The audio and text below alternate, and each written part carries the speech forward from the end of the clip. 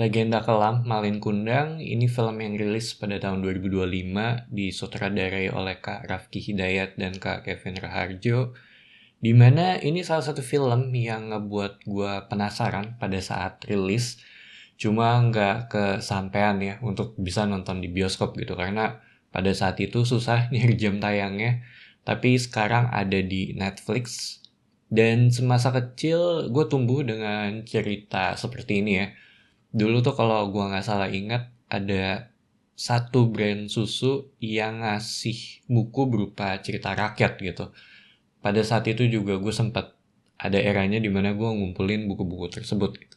Tapi sekarang diadaptasi dengan versi yang lebih modern serta lebih kritis. Jadi gue lumayan penasaran sih dari sisi treatmentnya. Ekspektasi juga agak tinggi karena datang dengan genre thriller ya. Sedangkan secara cerita mengenai Alif, dia merupakan seorang pelukis yang mengalami kecelakaan pada awal film, sehingga kehilangan sebagian dari ingatannya.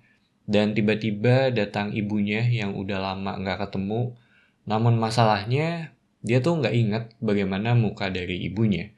Kurang lebih seperti itu dari sisi plotnya, dimana ini tuh yang menjadi basis masalah ya. Apakah yang datang benar-benar ibunya? Dan pemikiran seperti ini yang akhirnya membuat filmnya jadi sangat menarik sih gitu. Namun sisanya gue nggak mau terlalu banyak spoiler ya. Dan setelah gue selesai nonton, ini film yang memiliki kedalaman kompleks.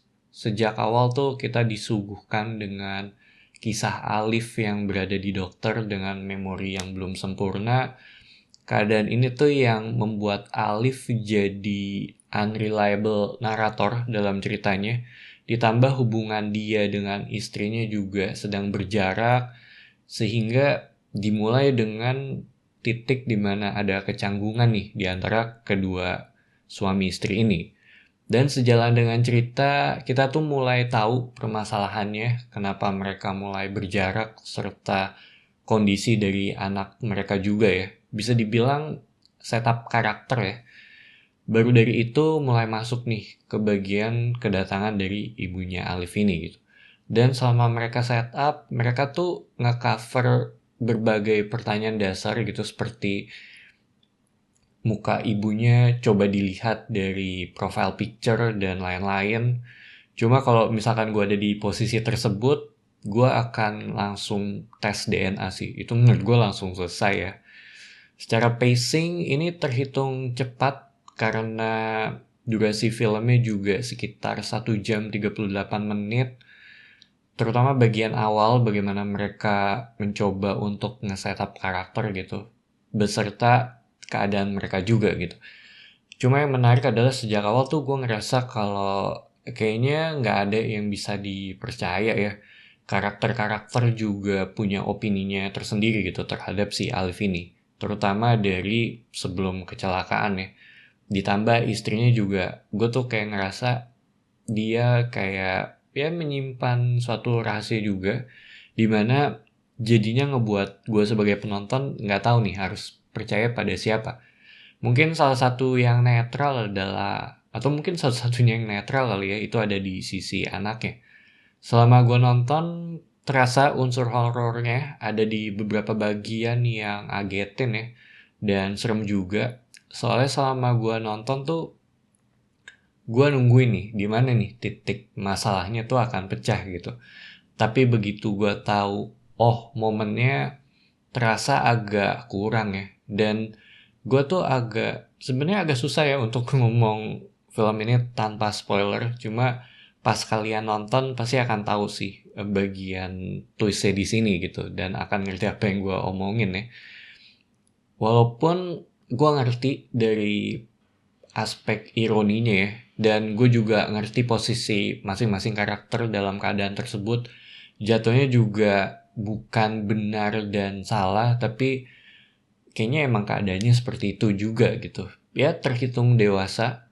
Selain itu ada detail-detail di film, contohnya tuh kayak kuda laut. Secara visual, film ini rapih, enak untuk dilihat, terutama paintingnya, bagaimana Alif bekerja dengan batunya. Dan gue juga suka dengan gambar milik Alif dan anaknya juga ya.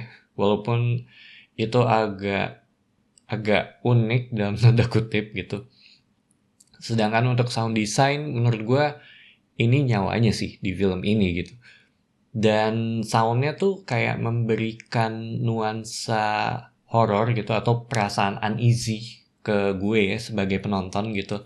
Kayak berasa ada sesuatu yang salah nih sejak awal film. So, Legenda Kelam Malin Kundang ini film yang gue suka sebagai film thriller dengan sentuhan horor.